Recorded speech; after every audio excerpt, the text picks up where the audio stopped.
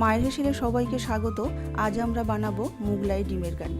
তার জন্য এখানে 6টা ডিম সেদ্ধ নিয়েছি। ডিমটাকে এবার একটু ছুরি দিয়ে একটু কাট করে নেবো, কিছুটা ছেড়ে ছেড়ে একটু কাট করে নেবো, যেন ডিমের মধ্যে কিন্তু তেল মশলাটা ভালো মতন ঢুকে যায়। আমি সমস্ত ডিমগুলোকে এইভাবে একটু কাট করে নেব। এবার একটা মশলা তৈরি করে নেবো। দিয়ে দিচ্ছি হাফ চামচ হলুদের গুঁড়ো, 1 চামচ ঝাল লঙ্কার গুঁড়ো, 2 চামচ কাশ্মীরি লঙ্কার গুঁড়ো, 2 চামচ জিরের গুঁড়ো, 2 চামচ ধনের গুঁড়ো। একটু জল দিয়ে গুলে রেখে দেবো। এবার আরও একটা মশলা তৈরি করে নেব।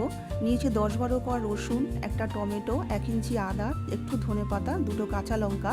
এবার মিক্সিতে অল্প একটু জল দিয়ে সুন্দর একটা মশলা তৈরি করে নেবো, একটা স্মুথ মশলা তৈরি করে নেব। এবার গ্যাসের ফ্রাই প্যানটা গরম করে নিয়ে সামান্য একটু সর্ষে তেল দিয়ে একটু নুন দিয়ে আমি ডিমটাকে হালকা করে একটুখানি ভেজে নেব।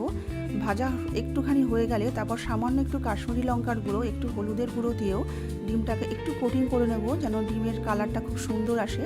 গ্যাসটাকে বন্ধ করে দিয়ে একটু কস্তুরি মেথি দিয়ে একটু ডিমটাকে নাড়াচাড়া করে নিয়ে বাটিতে রেখে দিচ্ছি।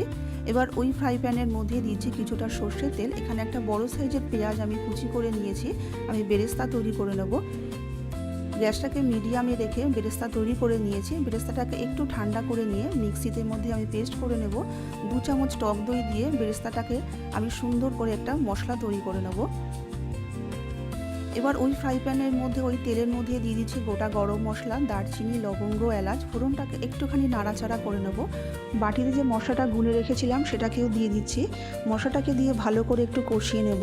একটু ঢাকা চাপা দিয়ে কষিয়ে নেব, তাতে কিন্তু মশলাটা খুব তাড়াতাড়ি কষানো হয়ে যাবে।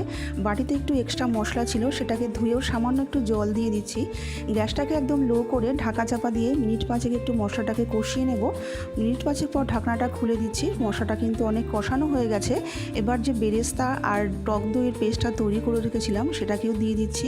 গ্যাসটাকে লোতে রেখেই মশলাটাকে একটু ভালো করে কষিয়ে নিতে হবে। মশলাটা একটুখানি কষানো হয়ে গেলে আমরা যে আদা, রসুন, পেঁয়াজের যে ধনে পাতার যে পেস্টটা তৈরি করেছিলাম সেটাকেও দিয়ে দিচ্ছি। স্বাদ মতন নুন দিয়ে দিচ্ছি। এবার সমস্ত কিছু ঢাকা চাপা দিয়ে আরও মিনিট 5 একটু কষিয়ে নিচ্ছি। যখন এরকম কষানো হয়ে যাবে, এরকম দানা দানা ভাব হয়ে আসবে, তখন আমি এখানে দিয়ে দিচ্ছি 1 গ্লাস মতন জল। জলটাকে এবার গ্যাসটাকে বাড়িয়ে জলটাকে এবার ফুটতে দেবো। গ্রেভিটা ফুটে গেলে ডিমটাকে দিয়ে দিচ্ছি। ডিমটাকে দিয়ে ঢাকা দিয়ে একদম গ্যাসটাকে লো করে দিয়ে 5 থেকে 7 মিনিট পর ঢাকনাটাকে খুলে দিচ্ছি।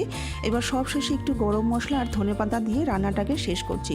5 মিনিট স্ট্যান্ডিং টাইমে রেখে এটাকে গরম গরম সার্ভ করুন। তৈরি হয়ে গেল আমাদের মোগলাই ডিমের কারি।